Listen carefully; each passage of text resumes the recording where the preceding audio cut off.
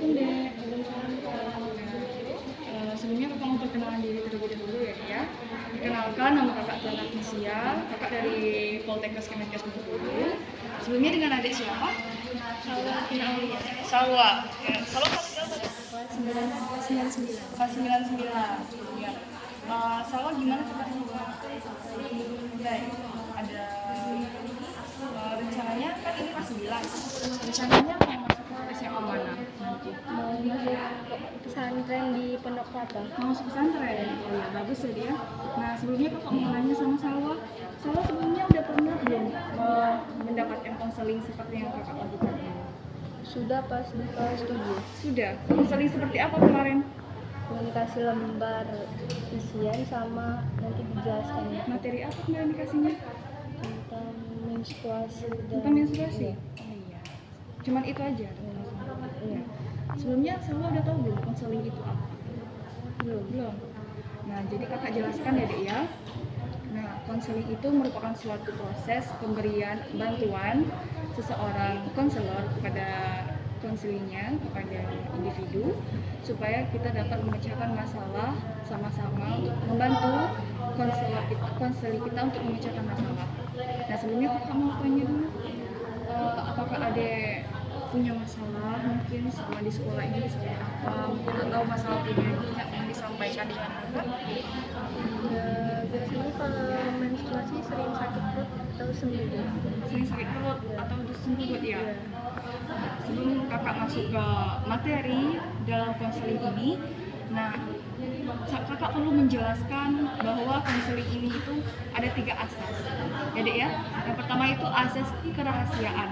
Nah, asas kerahasiaan ini artinya adek tidak perlu takut untuk menceritakan masalah adek kepada kakak ya, ceritakan aja. Masalah adek tidak akan ada yang tahu. Masalah itu hanya Allah, kakak, dan kamu yang tahu. Jadi kamu tidak perlu khawatir masalah kamu akan ketahui oleh banyak orang, karena dalam konseling ini itu terdapat asas, yaitu asas kerahasiaan. Nah, kemudian ada asas keterbukaan. Nah, kakak harap adek pada saat menceritakan masalah adek nanti, adek terbuka, tidak ada yang disembunyikan, memang real itu adalah masalah adek. Terbuka aja ya, ceritakan semua apa masalah adek, supaya kita dapat menyelesaikannya dengan sama-sama. Ya. Kemudian ada asas kesukarelaan. Adek datang ke sini untuk konseling dengan sukarela, dengan ikhlas, memang benar-benar mau datang untuk menyelesaikan masalahnya. Maka adek sudah mengerti? Nah, jadi tadi masalah adek tadi tentang sembugut. Adek sering sembugut, kalau menstruasi sering sembugut ya. Nah, sebelumnya kakak juga mau tanya dulu. Adek pasti sudah menstruasi ya Dek ya. Kemudian keluhannya tadi nyeri haid. Nah, informasi konseling yang pernah diterima tadi tentang menstruasi. Tentang menstruasi, berarti sistem reproduksi ya. Kemudian saat ini, sekarang ada keluhan nggak? Enggak sih, sedang tidak menstruasi. Berarti sekarang tidak ada ngerasain keluhan apapun ya. Nah, adik kalau di sekolah punya kegiatan nggak? Misalnya ekstrakurikuler, misalnya ada ikut nggak di sekolah? Dulu ikut, tapi kalau sekarang kelas 9 nggak boleh lagi ikut. Kalau kelas 9 boleh lagi. Dulu ikut ekstrakurikuler apa? Basket sama paskibra. Basket sama paskibra. Kemudian kalau di luar sekolah ada kegiatan lain nggak? Misalnya jalan Kak, nonton gitu, atau yang lain? Jalan sama teman-teman atau enggak main ke rumah teman buat main bulu tangkis sama-sama. Main olahraga, Ya. main sambil olahraga. Kemudian kalau misalnya ada masalah, biasanya cerita sama siapa? Sama teman sih. Sama temen aja, sama orang tua enggak? Biasanya kalau masalah tertentu ya Tertentu sama di orang tua. mama. Berarti sama orang tua juga, sama temen juga. Tapi lebih sering sama Teman. ceritanya. Iya. Pernah nggak sih melakukan suatu perilaku, misalnya saya pernah merokok Kak, perilaku yang kurang sehat? Pernah nggak? Nggak ya, nggak macam-macam ya dia ya. Berarti sekarang kakak mau mulai menjelaskan tentang masalah tadi. Di sini kakak ada selebaran ya Dek ya. Kakak udah siapkan selebaran mengenai masalah adik tadi. Tadi segugut itu merupakan sebutan awam kita. Nah, kalau sebutan untuk dalam bahasa kesehatan itu namanya disminor. ya. Nah, apa itu dismenor? Dismenor itu merupakan rasa nyeri sama kita menstruasi. Itu biasanya sakit itu di bawah perut, bagian bawah perut sampai pinggang sampai paha sakitnya ya. Nah, itu juga dapat mengganggu aktivitas kita. Rasa nyeri itu dapat mengganggu aktivitas kita. Itu terjadi karena peningkatan hormon prostaglandin dalam tubuh. Nah, hormon prostaglandin ini meningkat, dia kan fungsinya untuk merangsang kontraksi otot rahim. Jadi karena dia berlebihan hormonnya, peningkatnya, makanya dia sakitnya lebih sakit gitu. Ya, apakah adik paham? Ada yang ditanyakan lagi? Kalau cara mengatasinya selain minum obat apa Kak? Nah, untuk cara mengatasinya itu kita tadi biasanya adik mengatasi sakitnya itu biasanya dengan apa?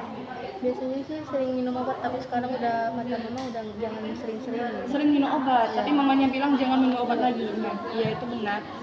Jadi sebenarnya untuk mengatasi masalah dismenor ini itu ada beberapa penanganan, ya. Yang pertama itu ada meminum ibuprofen, paracetamol, aspirin. Adik biasanya minum obat apa?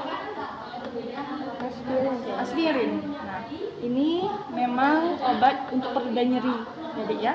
Ini juga bisa. Kemudian ada cara lain kalau misalnya adik nggak mau minum obat itu terus, ada minum jamu kunyit asam, itu juga bisa meredakan rasa nyeri pada saat kita haid.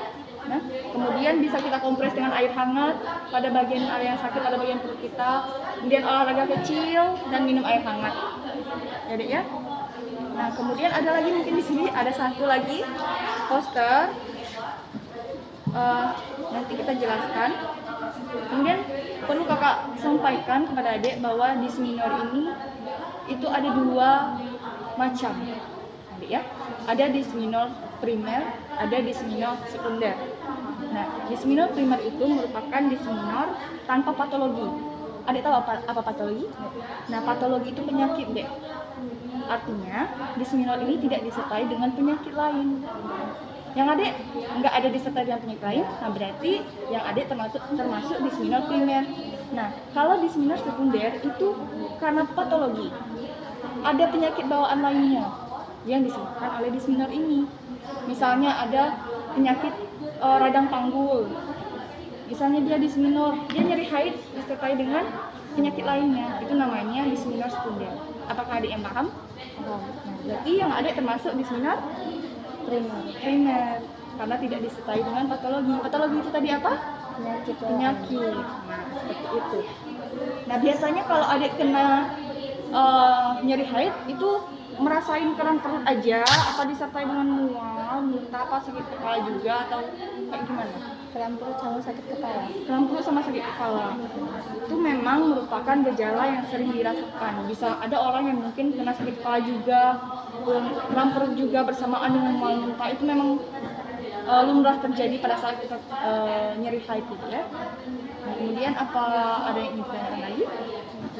Nah, jadi kakak kembali menjelaskan tadi ya, faktor penyebab terjadinya kita nyeri haid itu karena faktor endokrin, yaitu ketidakstabilan hormon dan hormon prostaglandin. Sudah jelaskan tadi, meningkatnya hormon prostaglandin. Nah, hormon itulah yang menyebabkan kita jadi nyeri haid, karena dia yang tugasnya dia yang untuk mengkontraksikan rahim kita. Karena dia berlebihan, makanya dia sakit gitu ya. Nah, terus faktor psikologis, stres juga bisa menyebabkan kita nyeri. Jangan stres-stres dulu ya dek ya. Coba dikendalikan kayak gitu ya. Kemudian ada penyakit organ, tadi penyakit bawaan juga termasuk penyebab dari dismenor itu sendiri. Dan gejalanya itu seperti nyeri pada bagian bawah perut. Nyerinya itu biasanya menjelang menstruasi. Ya, menjelang sampai hari pertama. Sampai hari pertama kalau ada. Nah, kalau menurut ilmu pengetahuan itu memang biasanya nyeri dismenor ini terjadi pada pasca menstruasi. Dia itu memang udah hormonnya itu udah meningkat sebelum kita menstruasi. Makanya sebelum menstruasi itu sering nyeri gitu kan. Nah, puncaknya biasanya pada saat kita menstruasi hari pertama sampai ketiga, iya kan? Nah, seperti itu. Mual muntah, nyeri pinggang, sakit kepala. Ya, itu tanda gejalanya. Nah, faktornya seperti apa Kak? Kenapa kita bisa kena nyeri haid itu? Nah, faktornya itu karena pubertas dini. Tahu deh apa arti pubertas dini? Nggak tahu. Pubertas dini itu kita adik menstruasi umur berapa? Sekolah 19 Umur berapa? 11 tahun. 11 tahun. Nah, pubertas dini itu adalah kita, kalau bahasa kitanya itu kita kena menstruasinya dengan umur kurang dari 11 tahun. Masih kecil tapi kita udah menstruasi. Itu juga merupakan salah satu faktor penyebab kita mengalami dysmenorrhea ini. Kemudian belum pernah hamil dan belum pernah melahirkan, itu pasti ya, kita masih anak remaja. Nah, itu juga merupakan salah satu faktornya.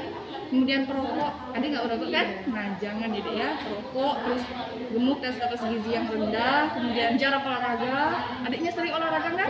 Sering main bulu tangkis tadi, bagus. Terus stres, jangan stres adik ya, karena itu merupakan faktor resikonya. Kemudian siklus menstruasinya tidak teratur. Siklus menstruasinya teratur, nggak masalah kan? Cuman memang nyeri aja pada saat haid. Oke. Nah, nanti akibatnya, adik pada saat ngerasain nyeri haid, apa sih perasaannya? Apa sih akibatnya di tubuh adik tahu? Kayak gimana rasanya itu? Sering Emosional. Nah itu itu merupakan salah satu akibat dari dysmenorrhea ini. Sering emosional, terus tiba-tiba nangis, tiba-tiba marah, gitu kan? Gelisah, terus pasti aktivitas kita akan terganggu dengan hal tersebut. Nah mungkin sampai sini apakah adiknya bisa kurang mengerti atau yang ada yang ditanyakan? Udah paham sih. Udah cukup, udah mengerti ya tadi ya. Nah alhamdulillah kalau adiknya udah mengerti. Jadi dek, kakak tegaskan lagi dysmenorrhea ini atau sembugut kalau biasanya kita ngomong kan, itu sebenarnya hal yang wajar, jadi hal yang normal. Adik tidak perlu khawatir. Memang pasti setiap wanita itu, beberapa wanita mungkin ada yang tidak terkena, tapi kalaupun terkena itu masih normal, nggak apa-apa. Selagi dia tuh nggak ada gejala patologi tadi, nggak disertai dengan penyakit, masih bisa ditahan, itu nggak apa-apa. Ya, selagi kita bisa menanganinya dengan penanganan ini tadi, dia sembuh, dia itu nggak apa-apa. Jadi nggak perlu khawatir, ya. Perlu ditingkatkan itu tadi. Gimana caranya supaya kita itu nggak terkena itu? Berarti kita faktor risiko ini tadi jangan kita lakukan, ya. Nah, oke. Kalau tidak ada yang ditanyakan lagi, untuk konseling kali ini kan kita cukupkan sampai di sini terlebih dahulu. Nanti apabila ada tindak lanjut dari masalah adik ini nanti, adik bisa hubungi kakak. Kita lanjutkan agenda lagi nanti, kita atur jadwal untuk pertemuan berikutnya, ya. Nah, kalau begitu, jika adik sudah paham, mungkin konselingnya kita cukupkan sampai di sini terlebih dahulu. Nanti adik bisa hubungi kakak lagi ya, kalau misalnya ada masalah konseling lagi, nggak apa-apa ya. Terima kasih sebelumnya ya, Adik ya.